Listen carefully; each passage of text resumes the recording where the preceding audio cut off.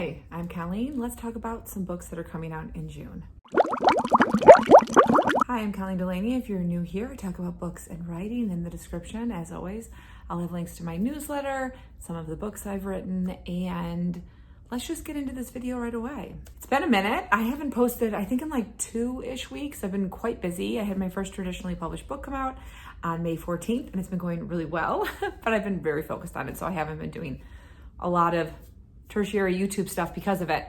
Today, I want to talk about the books I'm excited for that are coming out in June. I kind of use this video as like not as much of a prediction video anymore for Book of the Month or Aardvark, but a lot of the titles that I will talk about today, I do think have a chance to be picks from either of those book clubs, but I didn't do this very early. So I have a feeling this video is going to come out tomorrow. I'm going to do a real quick turnaround, which will be May 29th, but there's a good chance that Book of the Month will release their picks in the morning, so it's not going to really give you like a jump. Aardvark always releases on the 1st, so we've got a couple more days. But this also just has some like general titles that I think everybody should know about. This is by no means an exhaustive list of all the books that are coming out in June. That would be nearly impossible, but just some that I've kind of been noticing. And I do this thing where like I have a document anytime I hear about a book that's coming out in the future that I think sounds interesting. I just like pop it in under the month that it's coming out. So a lot of these I've collected over the last few months. Let's get started. We're going to start with thrillers and mysteries because I am going to do this by genre because I just think it's easier, and then I can put chapters at the bottom if you want to jump ahead to different subgenres you tend to read more. But we're going to start with Middle of the Night by Riley Sager. This one is coming out on June 18th. It currently has 594 ratings on Goodreads with a 4.01 average. Riley Sager used to always have a book with Book of the Month, but I think Book of the Month is kind of getting away from repeat authors at the moment and sort of trying to focus on newer voices. So I don't know, maybe this will be an add-on or a pick, who knows? So I'm going to read you the blurb really quickly. The worst thing to ever happen on Hemlock Circle occurred in Ethan Marsh's backyard. One July night, 10-year-old Ethan and his best friend and neighbor Billy fell asleep in a tent set up on a manicured lawn in a quiet, quaint New Jersey cul-de-sac. In the morning, Ethan woke up alone. During the night, someone had sliced the tent open with a knife and taken Billy. He was never seen again. 30 years later, Ethan has reluctantly returned to his childhood home. Plagued by bad dreams and insomnia, he begins to notice strange things happening in the middle of the night. Someone seems to be roaming the cul-de-sac at odd hours, and signs of Billy's presence keep appearing in Ethan's backyard. Is someone playing a cruel prank, or has Billy, long thought to be dead, somehow returned to Hemlock Circle? The mysterious occurrences prompt Ethan to investigate what really happened that night, a quest that reunites him with former friends and neighbors and leads him into the woods that surround Hemlock Circle. Woods where Billy claimed monsters roamed and where a mysterious institute does clandestine research on a crumbling estate. The closer Ethan gets to the truth, the more he realizes that no place, be it a quiet forest or suburban street, is completely safe, and that the past has a way of haunting the present. That sounds pretty good. It sounds kind of scary, as thrillers can be. I like the fact that that kind of takes like a left turn in the description. You think it's just going to be like either a kidnapping or a murder. And then you have that there's like a institute in the woods doing weird stuff, which makes me think that maybe there's like, this is going to be a little bit more twisty than a run-of-the-mill thriller. Next, I have The Midnight Feast by Lucy Foley. This currently has 1,547 ratings on Goodreads with a 3.79 average, and it's coming out on June 6th. I read The Paris Apartment by Lucy Foley, which was a Book of the Month pick, and then The Guest List was her more famous one. That was her debut, I think. I didn't love The Paris Apartment. It's definitely more of a mystery than a thriller. And so I had gone into it thinking it was going to be a thriller. Mysteries aren't as fast-paced as thrillers. So, this has a very cool cover. I'm just going to start by saying that. But I do think that a lot of people like Lucy Foley, so this is set to be one that people are really excited about. It's the opening night of The Manor, and no expense, small or large, has been spared. The infinity pool sparkles, crystal pouches for guests' healing have been placed in the seaside cottages and woodland hutches. The Manor Mule cocktail, grapefruit ginger vodka, and a dash of CBD oil is being poured with a heavy hand. Everyone is wearing linen. And yet, just outside the Manor's immaculately kept grounds, an ancient forest bristles with secrets.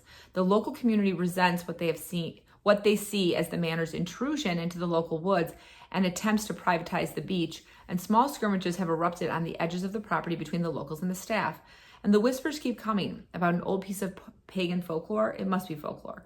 The night birds, an avenging force that can be called upon to make right wrongs that elude the law. Though surely everything at the manor has been done above board. On the Sunday morning of opening weekend, the local police are called. There's been a fire. A body's been discovered. Something's not right with the guests. What happened on the grounds of the manor in the past 36 hours? And who or what is the cause? So we'll see. But that sounded really fun. And honestly, if I had not read The Paris Apartment, I would probably definitely buy that because I love a piece of pagan folklore in a mystery. But I don't know. I might wait until I can see this in a bookstore and like read the first chapter before I purchase it. Next, I have Such a Bad Influence by Olivia Mointer. I'm not sure how to say her last name. It has 145 ratings on Goodreads with a 4.08 average. It's coming out on June 4th. Hazel Davis is drifting. She's stalled in her career, living in a city she hates and less successful than her younger sister, at Evelyn, a lifestyle influencer. Evie came of age on the family YouTube channel after a viral video when she was 5. 10 years older and spotlight averse, Hazel managed to dodge the family business. So although she can barely afford her apartment, at least she's made her own way.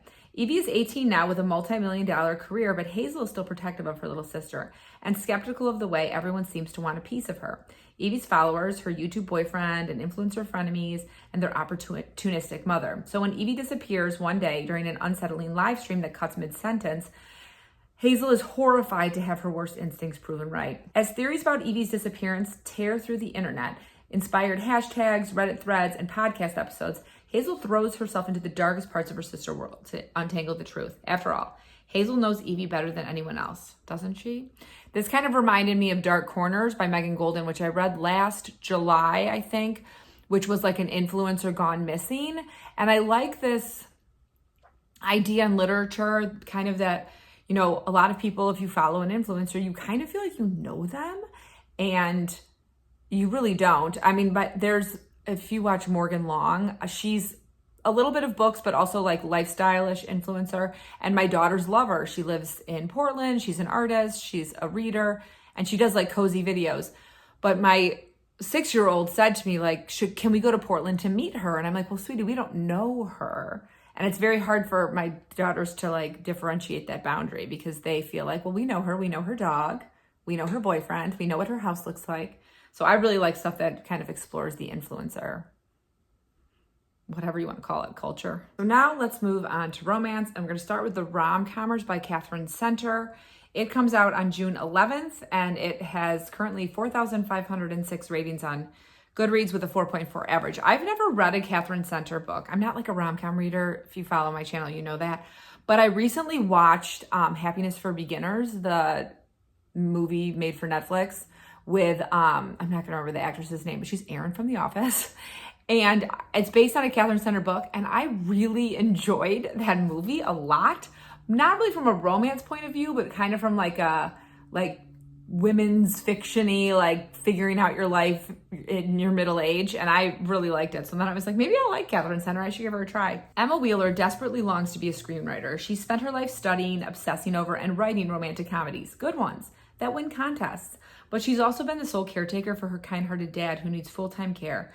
Now when she gets a chance to rewrite a script for the famous screenwriter Charlie Yates, her personal writing god, it's a break too big to pass up. Emma's younger sister steps in for caretaking duties and Emma moves to LA for 6 weeks for the writing gig of a lifetime. Charlie Yates doesn't want to write with anyone, much less a failed nobody screenwriter. Worse, the romantic comedy he's written is so terrible, it might actually bring on the apocalypse.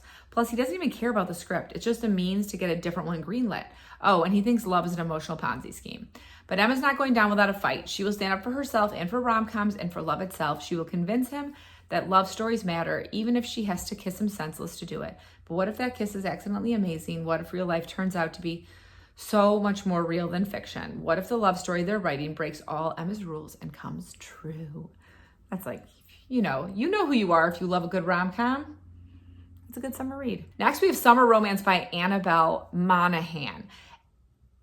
Same Time Next Summer was her book that came out last summer. And I remember being at a bookstore and looking at that one and the 7-year slip and just trying to decide which one I wanted to buy. And I bought the 7-year slip, which I ended up only reading like the first 60 pages of and then never picked back up.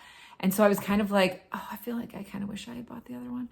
But I mean, that was a year ago. This is the mind of a reader. I'm like still thinking about that. It's literally been a year. So maybe I'll get this one.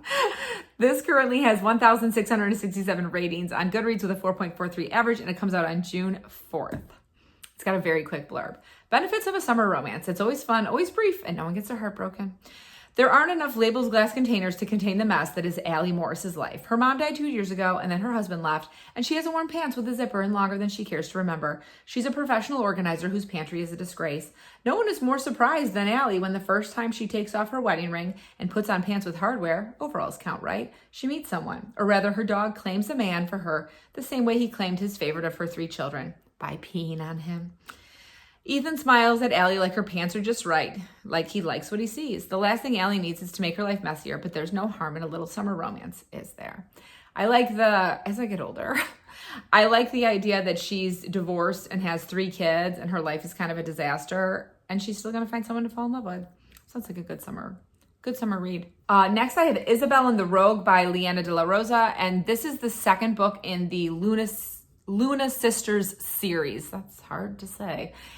Which the first one, the title's flown out of my brain. I can picture the cover. I'll put the cover up here so you can see it. That was a book of the month pick a while ago. I think it was like an April 2023 pick. So I have a feeling this one will probably be an add-on, if not a pick for book of the month. We'll see. It currently only has 102 ratings on Goodreads and a 4.35 average, and it's coming out on June 4th. Isabel Luna Valdez has long since resigned herself to being the forgotten Luna sister, but thanks to her familial connections to the Mexican ambassador in London, Wallflower Isabel is poised to unearth any British intelligence hidden by the Ton that might aid Mexico during the French occupation. Though she slips easily from crowded ballrooms into libraries and private studies, Isabel's search is hampered by trysting couples and prowling rogues, including the rakish Captain Sirius Dawson. I just love that image of you are doing your work job. You are trying to spy and trying to get documents, and you just keep barging in on people making out during Regency times. As a covert agent for the British office, Sirius makes a game of earning the aristocracy's confidence. He spends his days befriending foolish politicians and seducing well-born ladies in order to learn their secrets. But after he spies a certain sharp-tongued Luna sister lurking in the shadows where no proper debutante should venture, it's clear Sirius is outmatched, outwitted, and soon to be outmaneuvered by the one woman he can't resist. Their mutual attraction is undeniable, but when Isabel discovers private correspondence that could turn the tide of political turmoil in Mexico, she's willing to do whatever it takes to protect her country, even if it means ignoring her heart and courting danger. That sounds so fun. And then the last romance I have is A Love Like the Sun by Rhys M. Nielsen. And I'm going to be honest, I just super fell in love with this cover. And I feel like this has an Aardvark Books cover written all over it. It's like so beautiful. That's like, also when I see cover like that, I just think that's like such an Instagrammable cover, which is such like a thing we never would have said 10 years ago. But it looks like you could really make a beautiful post about reading in June with that book cover. It currently has 77 ratings on Goodreads with a 4.16 average, and it's coming out on June 11th. Lanaya Thompson is a homebody who craves privacy. Isaac Jordan is internet famous and spends his days followed by paparazzi. She runs a small business with her mom in her hometown. He runs an international brand, and they've been best friends since childhood.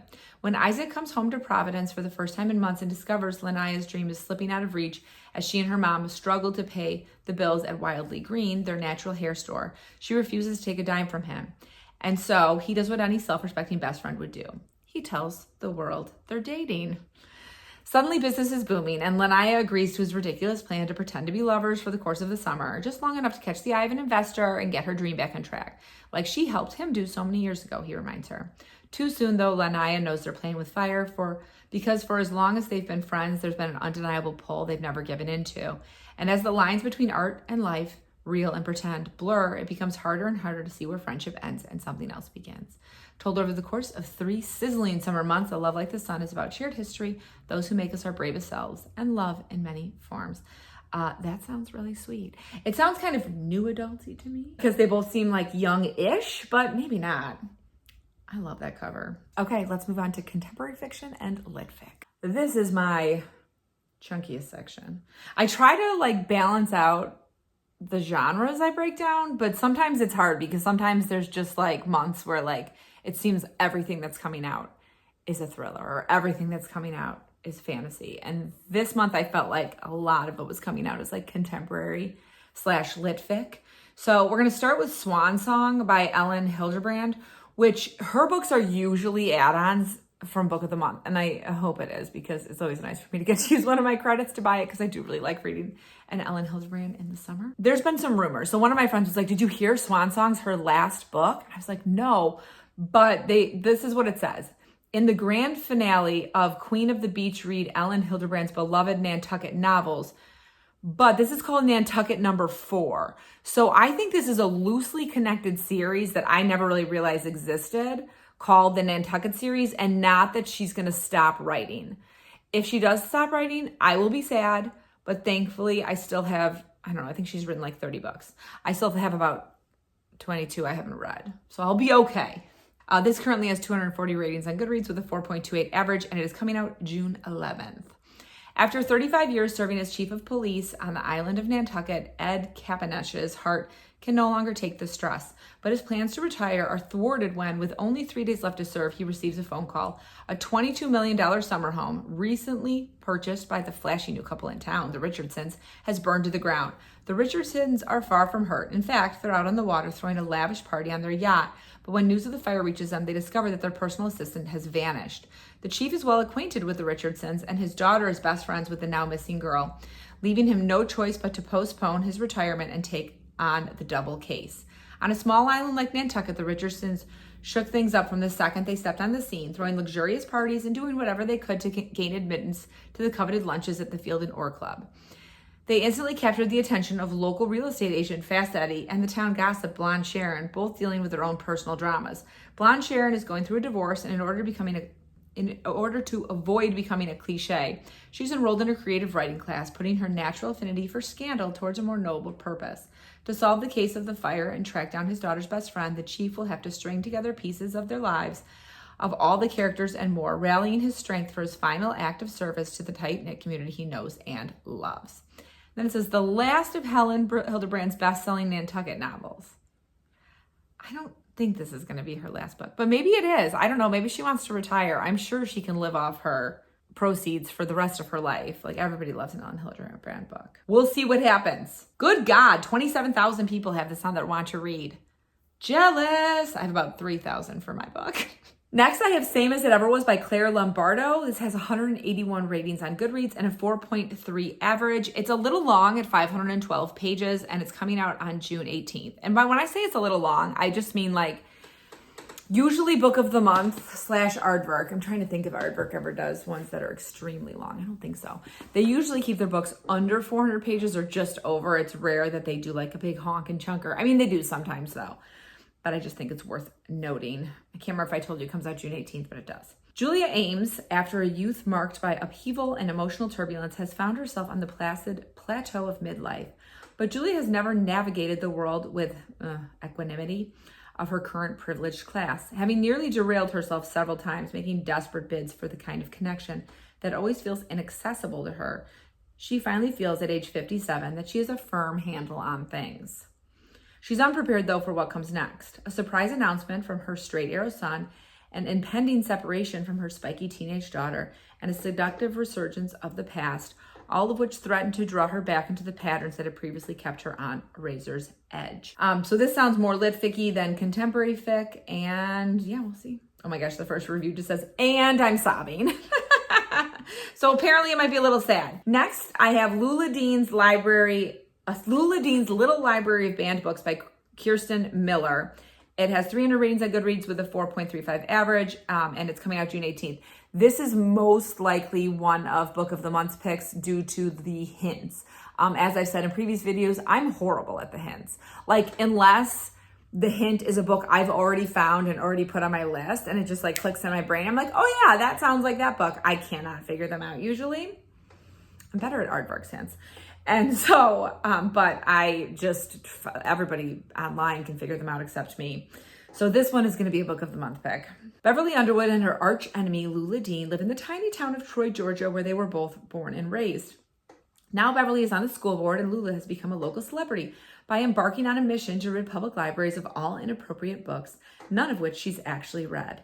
To replace the pornographic books she's challenged at the local public library, Lula starts her own lending library in front of her home, a cute wooden hutch with glass doors and neat rows of worthy literature she's sure the town's readers need. But Beverly's daughter, Lindsay, sneaks in by night and secretly fills Lula Dean's little free library with banned books wrapped in wholesome dust jackets. The Girl's Guide to the Revolution is wrapped in the cover of the Southern Belle's Guide to Etiquette. A jacket that belongs to our Confederate heroes ends up on Beloved. One by one, neighbors who borrow books from Lula Dean's library find their lives changed in unexpected ways. Finally, one of Lula Dean's enemies discovers the library and decides to turn the tables on her, just as Lula and Beverly are running against each other to replace the town's disgraced mayor. That's when all the townspeople who've been borrowing from Lula's library begin to reveal themselves. It's a diverse and surprising bunch, including the local postman, the prom queen, housewives, a farmer, a former DA, all of whom have been changed by what they've read. When Lindsay is forced to own up to what she's done, the showdown that's been brewing between Beverly and Lula will roil the whole town and change her forever.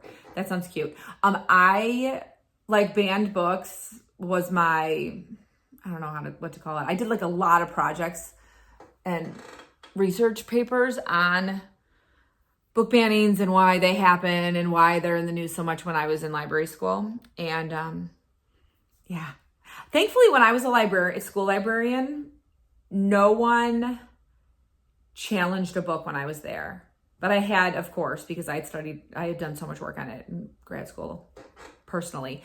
I had like a mountain of paperwork that was going to have to be filled out if you wanted to ban a book in my library. Because I'm a stern believer that not every book needs to serve every person, but every person who uses the library needs to be served. Let's move on before I get heated talking about banned books. Next, I have Sandwich by Catherine Newman. This has 351 ratings on Goodreads with a 4.18 average. It's coming out on June 18th. For the past 2 decades, Rocky has been looking forward to her family's yearly escape to Cape Cod. Their humble beach town rental has been the site of sweet memories, sunny days, great meals, and messes of all emotional, marital, and thanks to the cottage's ancient plumbing, septic too. This year's vacation, with Rocky sandwiched between her half-grown kids and fully aging parents, promises to be just as delightful as summer's past, except perhaps for Rocky's hormonal bouts of rage and melancholy. Hello, menopause. Her body is changing, her life is too. And then a chain of events sends Rocky into the past, reliving both the tenderness and sorrow of a handful of long-ago summers. And when Rocky comes face to face with her family's history and future, she is forced to accept that she can no longer hide her secrets from the people she loves. That sounds like a good, just like contemporary fiction story of a family to read in the summer. You gotta love a Cape Cod setting also in the warm months. Next, we've got Margot's Got Money Troubles by Rufi Thorpe. It has 548 ratings on Goodreads with a 4.28 average, and it comes out June 11th. This is also another one that, due to the hints, Book of the Month will be picking it, that I did not figure out. As the child of a Hooters waitress and an ex-pro wrestler, Margot Millet's always known she'd have to make it on her own. So she enrolls at her local junior college, even though she can't imagine how she'll ever make a living. She's still figuring things out and never planned to have an affair with her English professor. And while the affair is brief, it isn't brief enough to keep her from getting pregnant. Despite everyone's advice, she decides to keep the baby, mostly out of naivete and a yearning for something bigger. Now at 20, Margot is alone with an infant, unemployed, and on the verge of eviction. She needs a cash infusion fast. When her estranged father, Jinx, shows up at her doorstep and asks to move in with her, she agrees in exchange for help with childcare. Then Margot begins to form a plan. She'll start an OnlyFans as an experiment and soon finds herself adapting some of Jinx's advice from the world of wrestling, like how to craft a compelling character and make your audience fall in love with you.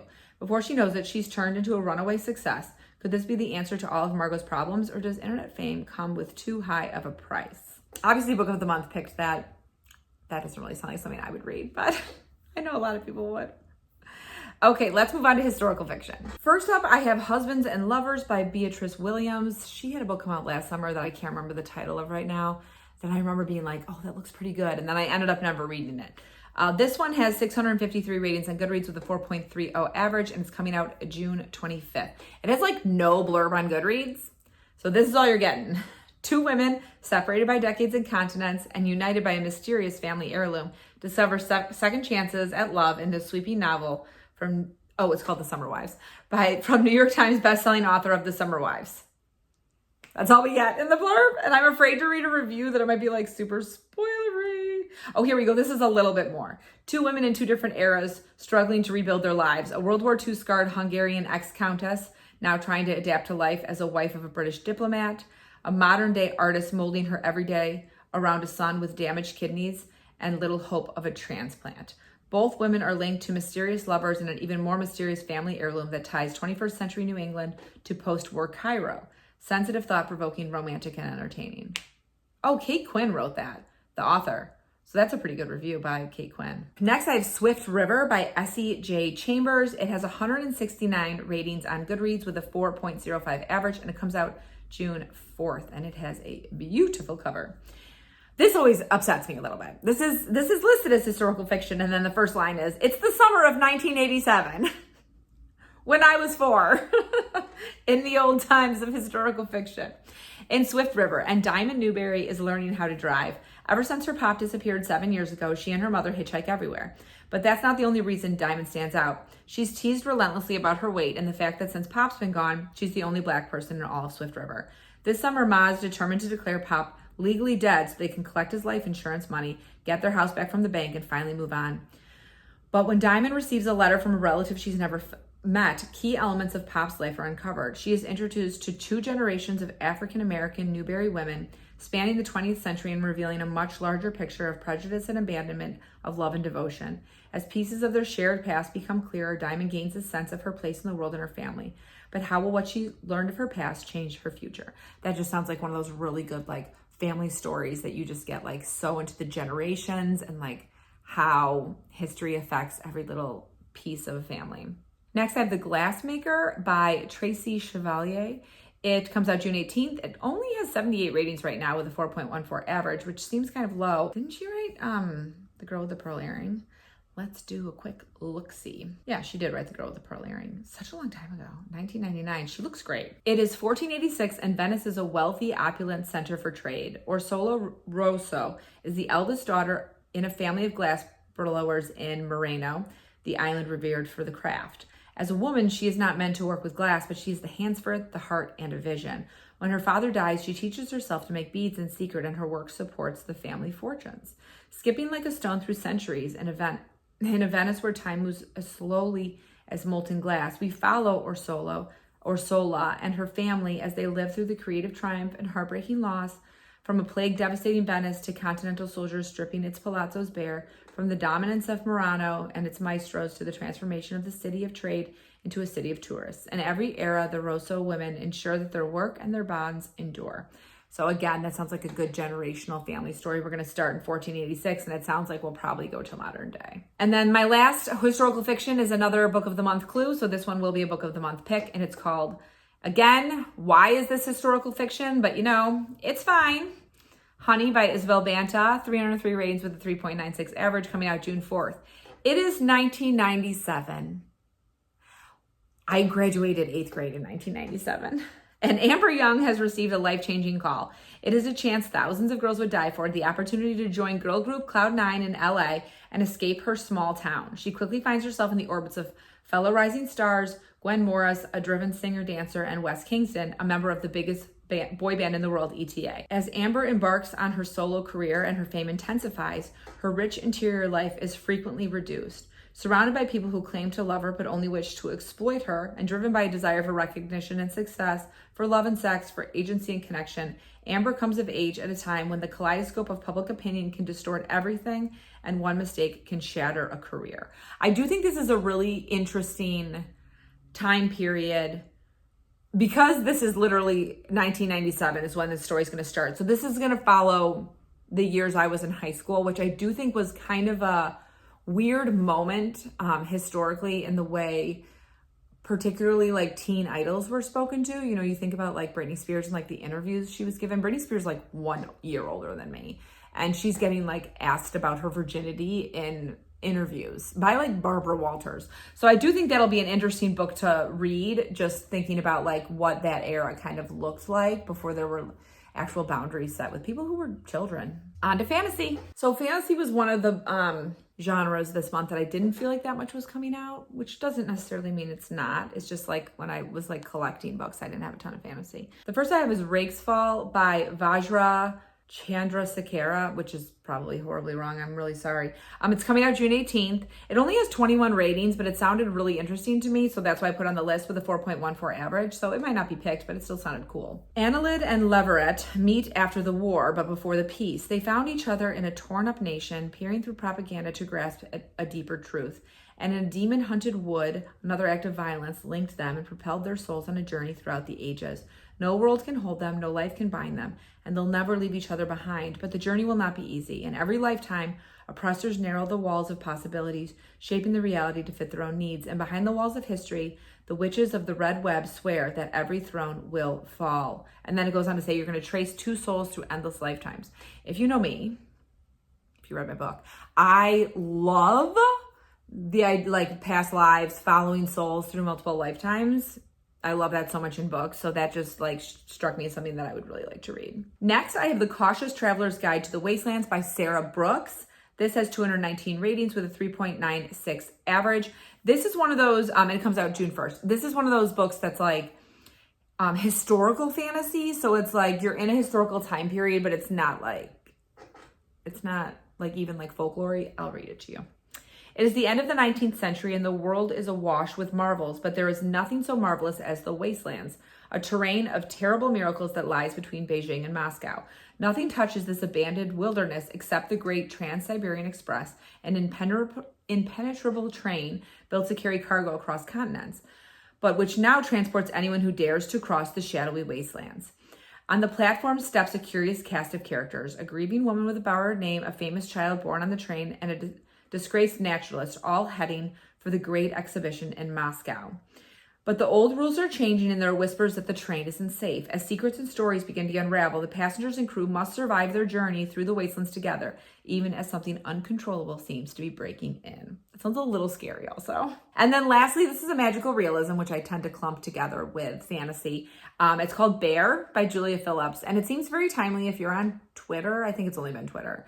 When there was like the man versus bear thing going on, which was basically like if you were hiking in the woods and a guy, and you're a woman and you're by yourself, and a guy walking towards you said, hey, there's a bear up there. Would you turn around and walk back with him, or would you keep walking towards the bear? And in which case you'd feel safer. You know what I wouldn't be doing? Hiking alone in the woods. Because I'm scared of everything. Both strange men and bears. This has 332 ratings on Goodreads with a 3.96 average, and it is coming out June 25th at the end of the month. Sam and her sister Elena dream of another life. On the island off the coast of Washington where they were born and raised, they and their mother struggle to survive. Sam works long days on the ferry that delivers wealthy mainlanders to their vacation homes while Elena bartends at a local golf club. But even together, they can't earn enough to get by, stirring their frustrations about the limits that shape their existence. Then one night on the boat, Sam spots a bear swimming in the dark waters of the channel. Where's it going? What does it want? When the bear turns up at their home, Sam, terrified, is more convinced than ever that it's time to leave the island. But Elena responds differently to the massive beast. Enchanted by its presence, she throws into doubt the plan to escape and puts their long-held dream in danger. A story about the bonds of sisterhood and the mysteries of the animals that live among us and within us. Sounds kind of interesting. We'll see where it goes. And then lastly, I always kind of have, not always, but a lot of months I have kind of like a wild card that doesn't neatly fit into one of these genres. And this time it's young adult. So this is a young adult fantasy. It's called The Wilderness of Girls by Madeline Claire Franklin. It has 70 ratings on Goodreads with a 4.66 average, and it's coming out June 11th. I just have to say I'm gonna try it. I hope I can put it up. This author has the best author photo I've ever seen. After being placed in foster care, Ree is hungry for a fresh start and begins working at the Happy Valley Wildlife Preserve. While in the woods, she stumbles upon a surreal sight, a pack of wolves guarding 4 feral and majestic girls. After Ree gains their trust, they reveal that they're princesses from another land, raised by a magical prophet they call Mother, and they're convinced Ree is their 5th lost sister. Unsure what to believe, Ree ushers the girls to civilization, where they're met with societal uproar and scrutiny, dubbed by the ravenous media and true crime junkies as the Wild Girls of Happy Valley. Desperate to return to their kingdom, the girls look to Ree for help. Ree knows that the girls are deluded, but at the same time, she's drawn in by their boldness and authenticity. traits she's afraid she has lost within herself. And when re-witnesses strange phenomena she can't quite explain, the line between fantasy and reality grows blurry. As the hunt for answers intensifies, Ree must make a decision that will change the course of her life and the lives of the Wild Girls forever. That just sounds pretty cool. I mean, it could go multiple ways. It could go, it does have fantasy down, but also mystery thriller. So I feel like it could go the way of like they're part of a cult, or that they actually did like slip through from another realm. We'll see what happens. And those are all the books I have for you for June.